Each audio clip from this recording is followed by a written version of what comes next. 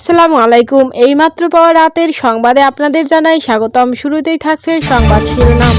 শুরুতেই জানিয়ে দেব, আমি লড়াই থেকে সরে যাইনি, গণতন্ত্র পুনরুদ্ধারে ডাক বিশ্বমঞ্চে শেখ হাসিনার 5 দফা ঘোষণা। জানিয়ে দিব, ভোটের প্রচারের শুরুতেই সংঘাত, আচরণবিধি লঙ্ঘনের হিড়িক। থাকছে বিস্তারিত প্রতিবেদনে। জানাবো, ভারতের বিরুদ্ধে যুদ্ধ জয়, নতুন উচ্চতায় পাকিস্তানের প্রতিরক্ষা খাত। থাকছে বিস্তারিত। সর্বশেষ জানাবো, কারা ফটকে প্রথমবার মৃত ছেলেকে কোলে নিয়ে স্ত্রীর মরদেহ ছুঁয়ে কাঁদলেন ছাত্রলীগ নেতা সাদ্দাম। সুপ্রিয় দর্শক, এতক্ষণ শুনছিলেন সংবাদ শিরোনাম, এবারে থাকছে বিস্তারিত সংবাদ। তার আগে অনুরোধ থাকবে, ভিডিওটি ভালো লাগলে এবং সর্বশেষ আপডেট সংবাদ পেতে চ্যানেলটি সাবস্ক্রাইব করে পাশেই থাকবেন। ধন্যবাদ।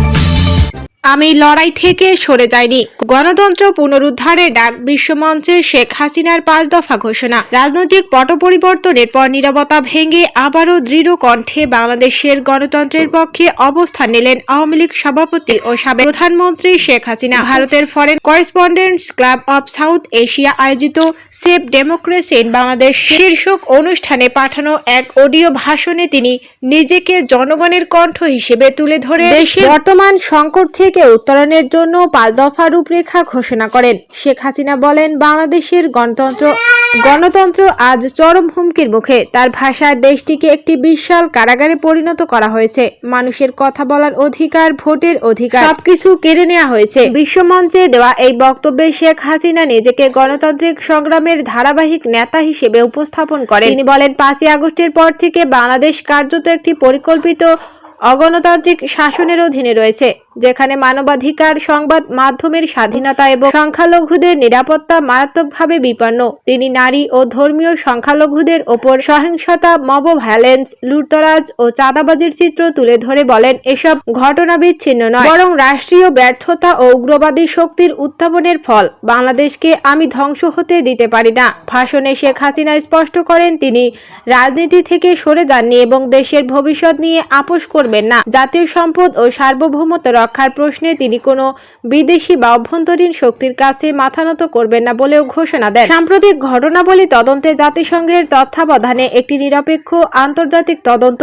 ভাষণের শেষাংশে শেখ হাসিনা আওয়ামী লীগকে বাংলাদেশের গণতান্ত্রিক আন্দোলনের ঐতিহাসিক নেতৃত্ব হিসেবে উল্লেখ করে মুক্তিযুদ্ধের চেতনায় বিশ্বাসী সব শক্তিকে ঐক্যবদ্ধ হওয়ার আহ্বান জানান। একই সঙ্গে তিনি ঘোষণা দেন, প্রয়োজনে তিনি যে কোনো নির্বাচনী লড়াইয়ে জনগণের রায়ের মুখোমুখি হতে প্রস্তুত। 12 ফেব্রুয়ারি নির্বাচন সামনে রেখে শেখ হাসিনার এই বক্তব্য দেশের রাজনৈতিক বাস্তবতায় নতুন গতি যোগ করেছে। বিশ্লেষকদের মতে এটি শুধু একটি ভাষণ নয়, বরং শেখ হাসিনার পক্ষ থেকে রাজনৈতিক প্রত্যাবর্তনের একটি স্পষ্ট বার্তা। ভোটের প্রচারের শুরুতেই সংঘাত, আচরণবিধি লঙ্ঘনের হিড়িক। আসন্ন সংসদ নির্বাচনের প্রচার শুরুর পর থেকে গত 3 দিনে দেশের বিভিন্ন স্থানে অন্তত 52টি সংঘর্ষের খবর পাওয়া গেছে। এসব ঘটনায় রক্তাক্ত হয়েছেন অন্তত 3 শতাধিক নেতাকর্মী। এছাড়া নির্বাচনী আচরণবিধি মানার প্রবণতাও কম দেখা যাচ্ছে প্রার্থীদের মধ্যে। ইতোমধ্যে আচরণবিধি লঙ্ঘনের দায়ে সারা দেশে অন্তত 45 জন প্রার্থী ও সমর্থককে জরিমানা করেছে ভ্রাম্যমাণ আদালত। এদিকে একই চিত্র ছিল তফসিল ঘোষণার পর প্রচার শুরুর আগেও। তখনও আচরণবিধি লঙ্ঘনের মহোৎসব চলে। নির্বাচন কমিশনের নমনীয়তায় তখন বেপরোয়া ছিল বেশিরভাগ রাজনৈতিক দল ও স্বতন্ত্র প্রার্থীরা। শতাধিক অভিযোগ ওই সময়ে জমা পড়ে। এসব অপরাধে নামমাত্র জরিমানা ও শোকজে সীমাবদ্ধ ছিল ইসির ক্ষমতা প্রয়োগ। তফসিল ঘোষণার পরও খুব বেশি পরিবর্তন হয়নি। ইসি গতানুগতিকভাবে নির্বাচনের বৈতরণী পার করতে চাইছে এএমএম নাসির উদ্দিনের নির্বাচন কমিশন। ফলে সংঘর্ষ ও আচরণবিধি লঙ্ঘনের ঘটনা নিয়মিত হয়ে দাঁড়িয়েছে। ভারতের বিরুদ্ধে যুদ্ধ জয়, নতুন উচ্চতায় পাকিস্তানের প্রতিরক্ষা খাত। পাকিস্তান এই মুহূর্তে তাদের সামরিক তৎপরতা ও নতুন অর্জিত বৈশ্বিক সংযোগকে শক্তিতে রূপান্তরের জন্য কাজ করছে। কর্মকর্তা ও বিশেষজ্ঞদের মতে তারা কূটনৈতিক এবং ব্যবসায়িক প্রভাব আরো বাড়াতে চায়। এই পরিকল্পনার কেন্দ্রে রয়েছে F-17 থান্ডার জঙ্গি বিমান। এই বিমান তৈরি হচ্ছে পাকিস্তানে। ভারতের বিরুদ্ধে এই বিমানের পারফরমেন্সের পর সরকার সেটাকে সারা বিশ্বে অস্ত্র বিক্রি বাড়ানোর জন্য প্রভাবক হিসেবে ব্যবহার করছে। বিশ্বের বিভিন্ন অঞ্চলে এই বিমান বিক্রি করছে পাকিস্তান। এর মধ্যে রয়েছে মধ্যপ্রাচ্য, উত্তর আফ্রিকা ও দক্ষিণ পূর্ব এশিয়া। JF-17 থান্ডারকে তারা যুদ্ধে পরীক্ষিত বিমান হিসেবে মার্কেটিং করছে। পশ্চিমা বিমানের তুলনায় এটা দামেও সস্তা। যেসব দেশের বাজেট কম তাদের কাছে তাই এই বিমানের আকর্ষণ বাড়ছে। যুক্তরাষ্ট্র ও ইউরোপ তাদের অস্ত্র বিক্রির সময় অনেক রাজনৈতিক শর্ত জুড়ে দেয়। যেসব দেশ এ ধরনের শর্ত অপছন্দ করে তাদের কাছেও JF-17 থান্ডার কদর বাড়ছে।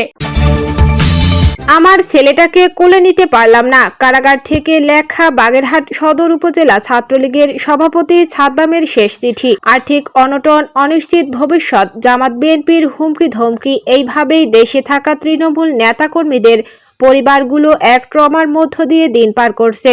সাদ্দামের জীবনে যে ঘটনা ঘটে গেল এর দায় কিভাবে কেউ নেবে না। ফেসবুক কিছু আবেগতাড়িত স্ট্যাটাস ছাড়া আর কিছুই কেউ দেবে না। তারপর ভুলে যাব আমরা একদিন সাদ্দাম। দেশে থাকা আওয়ামী লীগের তৃণমূল নেতাকর্মীদের জীবন একটা কঠিন ফাঁদে আটকে গেছে। এই ফাঁদে আটকে আছে স্বয়ং আমাদের নেত্রী, যাদের কারণে আজ আওয়ামী লীগের এই দৈন্যদশা। সেই সিন্ডিকেটগুলো এখনো সক্রিয়। তারা এই 16-17 মাসে নিজেদের লাভ আর অবস্থান নিশ্চিত না হলে কোনো কর্মসূচিতে সহযোগিতা করে না। কর্মসূচির তথ্য ফাঁস করে দেয়। তাদের কেউ দলের সাধারণ সম্পাদক হতে মরিয়া, আবার কেউ তাদের আসনে সাংগঠনিকভাবে শক্তিশালী কোন নেতা যেন উঠে আসতে না পারে সেটা নিয়ে ব্যস্ত। তাদের কেউ বঙ্গবন্ধু কন্যা আর বাংলাদেশ আওয়ামী লীগকে নিয়ে ভাবে না। তাদের চিন্তাতে শুধু তারা বিগত 16টি বছর দলটাকে কেজি করে বিক্রি করে খেয়ে গেছে, এখনো খাচ্ছে এবং ভবিষ্যতেও যেন খাইতে পারে তার বন্দোবস্ত আজকের দিনে দেশে থাকা তৃণমূল নেতাকর্মীদের নেত্রী আর দলের প্রতি আবেগ, অসহায়ত্ব, আর্থিক কষ্টকে পুঁজি করে প্রতারিত করে যাচ্ছে। তৃণমূল নেতাকর্মীরা যেন আর নিজেদের ক্ষতির কারণ না হয়, এখনো সময় আছে। ওইসব দল বেচা নেতাদের থেকে দূরে নিজেদের মধ্যে ঐক্য করে তুলুন। বঙ্গবন্ধুকে ধারণ করে দেশরত্ন শেখ হাসিনার নির্দেশনাকে বাস্তবায়নের জন্য দেশে থাকা নেতাদের সাথে যোগাযোগ বৃদ্ধি করুন। আপনজন হারিয়ে হুঁশে আসার আগে নিজেদের শুধরান, নইলে আজ সাদ্দামের পরিবার, আগামীকাল আমার আপনার পরিবার।